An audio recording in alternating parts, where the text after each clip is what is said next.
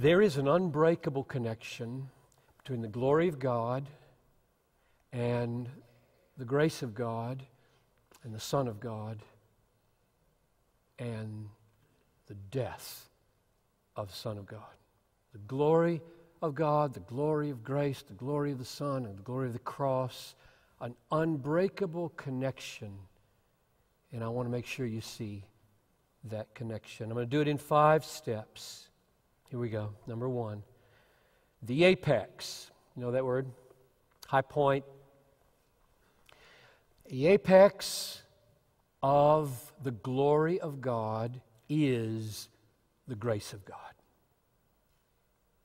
So if the glory of God is Mount Everest, the grace of God is the peak. So it's all going there. It's all supported there.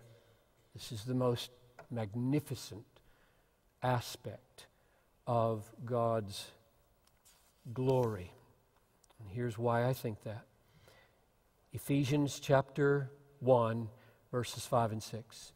God predestined us for adoption as sons through Jesus Christ according to the purpose of His will, to the praise of the glory of His grace. To the praise of the glory of His grace. So He predestined us unto sonship and holiness so that praise would come not just to His glory, but to the pinnacle of His glory, the glory of His grace. Or as he calls it in chapter 2 of Ephesians, verse 7, the riches of His grace in kindness toward us in Christ Jesus.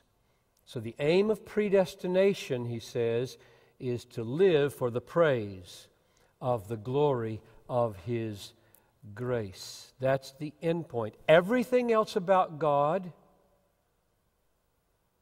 supports that, serves that, including His wrath. Take wrath. I'll just read you this passage from Romans 9:22 and 23.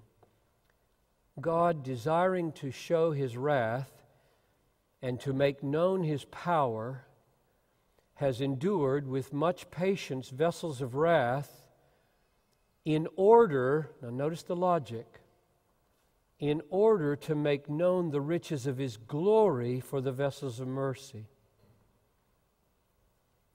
Wrath and mercy are not coordinate. Wrath is subordinate and serves mercy.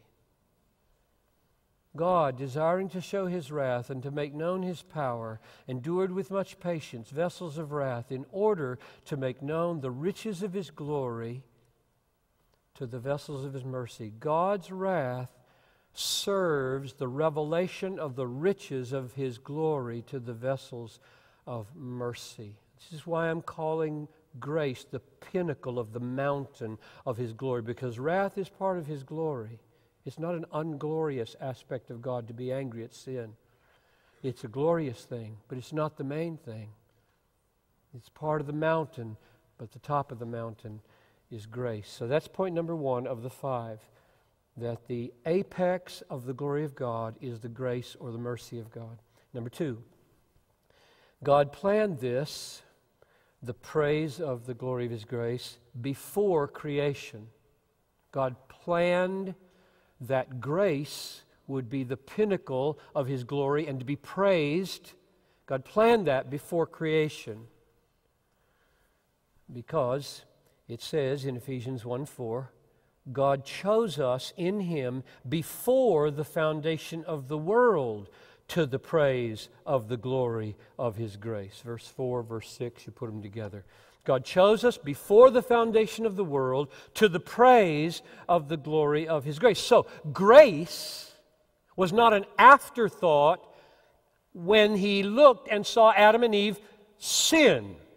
Like, oh, there goes my purpose. I will now do grace to reclaim creation. That is totally not the way to think about it. The fall did not catch God off guard and scratch his head and wonder what to do next. It says God chose us in Christ, in a Redeemer, before the foundation of the world, to the praise of grace. Grace was the point of the creation. Number 3, God's plan was that the praise of the glory of His grace would happen through the Son of God, Jesus Christ. Through the second person of the Trinity, the Son of God, He planned before the foundation of the world that this would happen through Jesus. Grace would come to us through Jesus.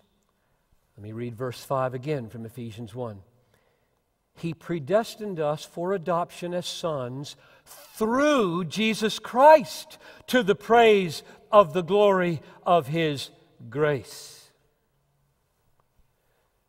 So grace comes to us, planned before the foundation of the world, through Jesus Christ.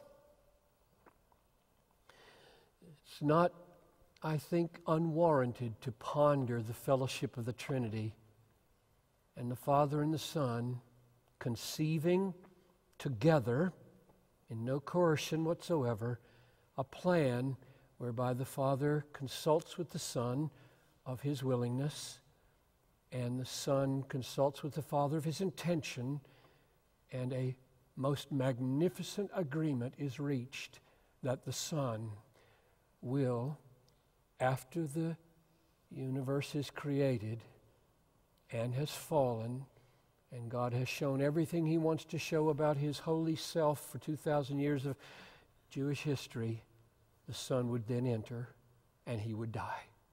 That was the plan. 2 Timothy 1:9, listen to this. 2 Timothy 1, verse 9. God called us to a holy calling, not because of works, but because of His own purpose and grace, which He gave us in Christ Jesus before the ages began.